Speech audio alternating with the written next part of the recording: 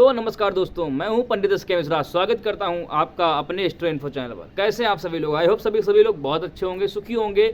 लेकिन तब भी लोगों के मन में कुछ ना कुछ शंकाएं जरूर रहती हैं। तो उन शंकाओं को दूर करने के लिए मैं आया हूं पंडित एस के मिश्रा।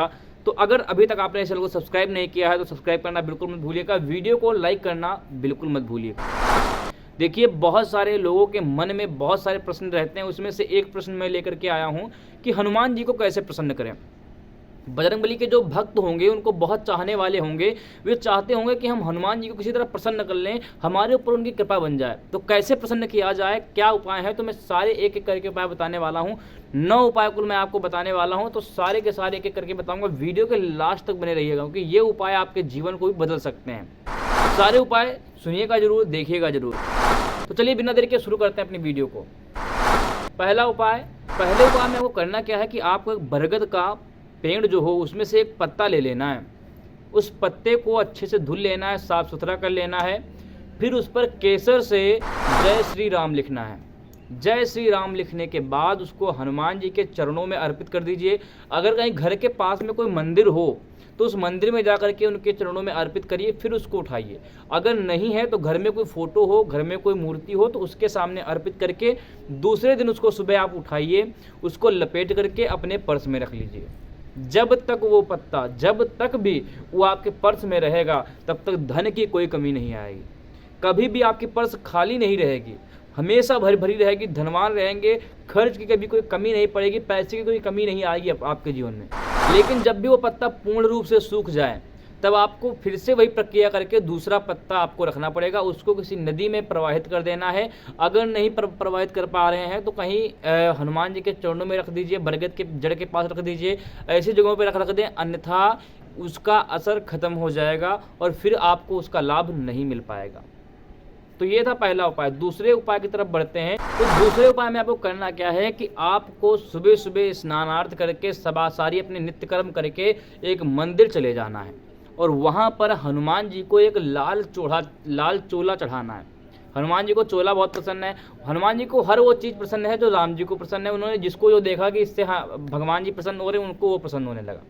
तो आपको एक चोला हनुमान जी पर चढ़ाना है।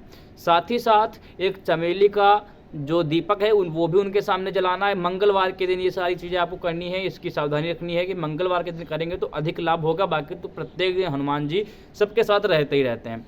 तो आपको मंगलवार के दिन चोला चढ़ाना है, लाल रंग का चढ़ाना है और साथ ही साथ एक चमेली का दीपक भी आपको जलाना है। साथ ही साथ आपको गुलाब के फूल लाल रंग के जो हैं हनुमान जी के चरणों में अर्पित करने हैं और उसके बाद आपको पान चढ़ाना है हनुमान जी को।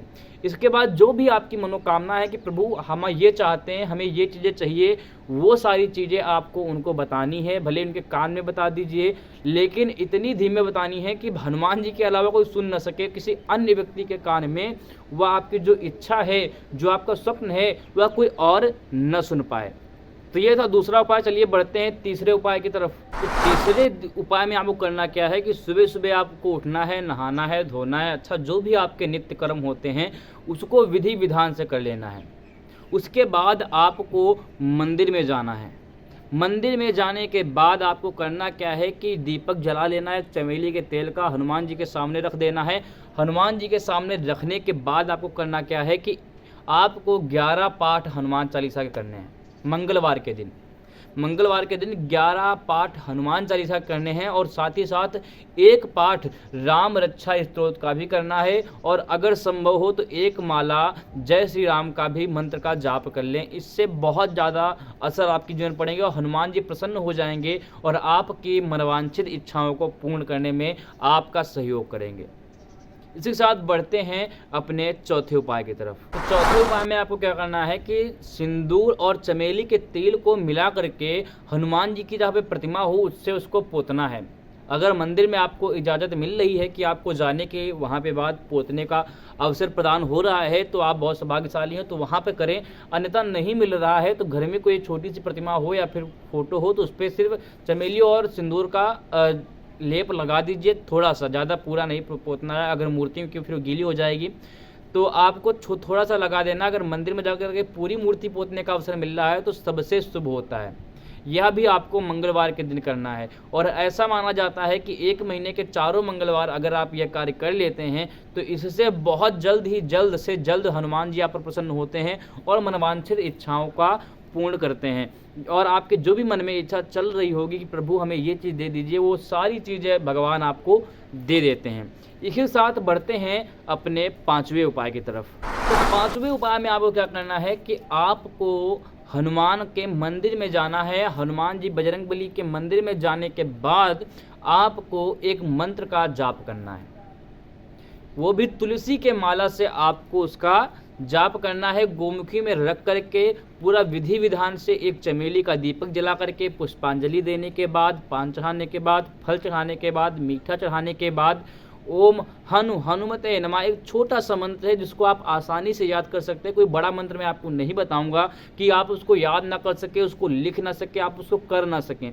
छोटा सा उपाय है, इसको कोई भी व्यक्ति आसानी से कर सकता है, याद कर सकता है। तो मंत्र का जाप आपको माला से, तुलसी के माला से करना है। और अगर संभव हो तो 11 मालाओं का जाप कर दें, अन्यथा 1 माला तो अवश्य करें। इससे जो है हनुमान जी जल्द से जल्द आप पर प्रसन्न होंगे और आपकी अधूरी इच्छाओं को पूर्ण कर देंगे। इसी साथ बढ़ते हैं अपने छठे उपाय की तरफ। छठे उपाय में आपको करना क्या है कि मंगलवार के दिन पूरा अपना नित्य कर्म करने के बाद शाम टाइम या फिर सुबह टाइम, दोपहर में नहीं जाना है, या तो सुबह को जाएं या तो फिर शाम को जाएं और हनुमान जी के सामने बैठ करके पहले 1 माला श्री राम जी का जाप करें और उसके बाद हनुमान चालीसा का जाप करें। फिर जो है उनको गुड़ और चने का भोग लगाएं।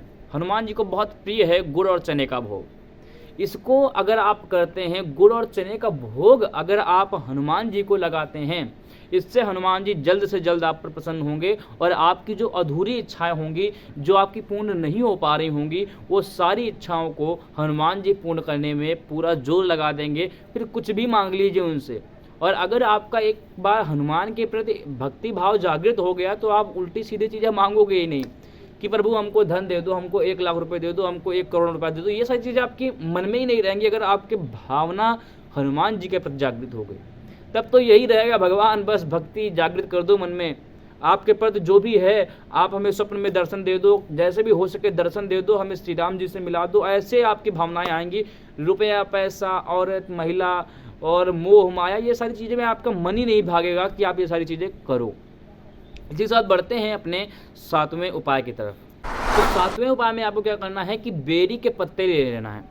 बेर के पत्तों पर जय श्री राम लिखना है। और ये तभी आपको तोड़ना भी तभी है जब पूरा नित्य कर्म कर चुके हो, स्नान आदि कर चुके हो, सूर्य को जल देने के बाद तब आपको बेर के पत्ते तोड़ना है। उस पर आपको जय श्री राम लिखना है। और जय श्री राम लिखने के बाद एक माला बना लेनी है जैसी की मूर्ति हो।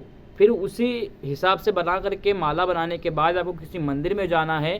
मंदिर में हनुमान जी को उस माला को अर्पित करना है, पहनाना है। पहनाने के बाद जो भी आपके मन में इच्छा है कि प्रभु हमारी ये इच्छा पूर्ण कर दीजिए, वो आपको हनुमान जी से बताना है और हनुमान जी जल्द से जल्द आपकी वो सारी की सारी इच्छाएं पूर्ण कर देंगे जो आप अपने मन में लेकर के बजरंगबली जी के पास जाओगे। इसके साथ बढ़ते हैं अपने 8वें उपाय की तरफ।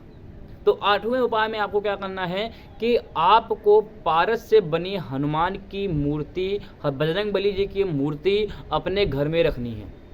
ऐसा मानते हैं कि सिर्फ पारस की मूर्ति रखने से ही आपके घर में सुख शांति आने लगेगी। अगर कलह हो रही है, कोर्ट कचहरी चल रहा है, धन नहीं रुक रहा है, खर्चा हो रहा है, बीमारियां आ रही हैं, सारे के सारे रोग, सारे के सारे संकट आपके घर से चले जाएंगे, सुख शांति बन जाएगी, धन की कमी नहीं रहेगी, साफ सफाई रखना शुरू कर देंगे आप लोग। मतलब एक घर में एक अच्छा माहौल एक क्रिएट कर देंगे अगर सिर्फ पारस की मूर्ति आप अपने घर में रखते हैं। बहुत असरदार है ये, क्योंकि मैंने खुद करके देखा है, वो मैं बता रहा हूँ आपको। ये उपाय तो मैंने खुद किया है, मेरे घर में खुद है। मैं आप कभी दिखाऊंगा आपको कि मेरे घर में खुद वो पारस की मूर्ति रखी हुई है। तो उसको आप अपने घर में अवश्य रखिएगा। इससे हनुमान जी, बजरंगबली जी आप पर बहुत जल्द ही कृपा बनाएंगे। तो चलिए बढ़ते हैं अपने आखिरी और 9वें उपाय की तरफ कि और क्या एक उपाय है जिससे कि हम बजरंगबली जी को खुश कर सकते हैं और साथ ही साथ उनकी कृपा प्रसाद अपने ऊपर बनवा सकते हैं। तो 9वें उपाय में आपको करना यह है कि तेल, बेसन और उड़द के आटे से मूर्ति अगर आप बना सकते हो तो बना लीजिए, अति उत्तम। अगर नहीं बना पा रहे हैं तो किसी से बनवा करके अगर बनी बनाई मिल जाए तो अति उत्तम। उसकी पूरा विधिवत मंगलवार के दिन पूजन करिए। पूरा फूल, प्रसाद, फल, मीठा, पंचामृत सारी चीज़ें, और उनको सिंदूर चढ़ाइए, पान चढ़ाइए, हाँ कुछ दक्षिणा चढ़ाइए। हर चीज़ें उनको देने के बाद उनके सामने हनुमान चालीसा का 11 बार, 21 बार, 51 बार, 108 बार, जितनी बार पाठ कर सकते हो इस गिनती में कर लीजिए। इससे बजरंगबली आप पर जल्द से जल्द अपनी प्रसाद बना देंगे, जल्द से जल्द अपनी कृपा बना देंगे। अब लोग कुछ कुतर्क करने वाले ये भी कहेंगे कि भगवान तो नहीं कहते कि हम इतनी मेहनत करें, तो हम क्यों भगवान की पूजा करें, करने की आवश्यकता ही क्या है, जब हम भगवान तो हमसे कह नहीं रहे कि भाई हमारी ये पूजा करो, हमारी ये करो, तभी हम तुम्हारे पर खुश होंगे, तो हम किसी भी तरीके से कर लें भगवान की पूजा, आवश्यकता ही क्या है। भाई देखिए, हनुमान जी ये तो नहीं कहते कि आप इस तरीके से पूजा करिए, लेकिन कुछ विधि विधान, जैसे कि आपके माँ बाप ऐसे भले ही ना कहें कि हमारी सेवा करो, हमारी इज्जत करो, लेकिन आपका एक फर्ज बनता है कि हम भगवान की तरफ, क्योंकि जिसके भी अभी आपकी, चलिए माँ बाप कुछ नहीं कहेंगे, अभी आपकी जब शादी हो जाएगी, आपकी पत्नी आएगी, तो पत्नी आपसे भले ही ना कहे कि हमारे लिए करो, लेकिन फिर भी आप भाग भाग के उसके लिए करोगे, वो आपकी मजबूरी बन जाएगी। लेकिन हनुमान जी के सामने कोई मजबूरी नहीं आपकी, वो तो कहते प्रसन्नता पूर्वक करिए। अगर नहीं कुछ गलती हो जा रही है, कुछ छूट जा रहा है, कुछ नहीं कर पा रहे हैं, तब भी हम आप पर प्रसन्न हैं। बस आपकी भावना देख कर रहे हैं कि आप करने का प्रयास तो कर रहे हो, आप कुछ कर तो रहे हो मेरे लिए, यही बहुत है बस। तो बस वो वही भाव के भूखे हैं भगवान। अगर आपको ये वीडियो अच्छी लगी हो और इस तरीके के और भी वीडियो पाना चाहते हैं तो चैनल को सब्सक्राइब करना बिल्कुल मत भूलिएगा। इसी के साथ जय बजरंगबली, जय बालाजी।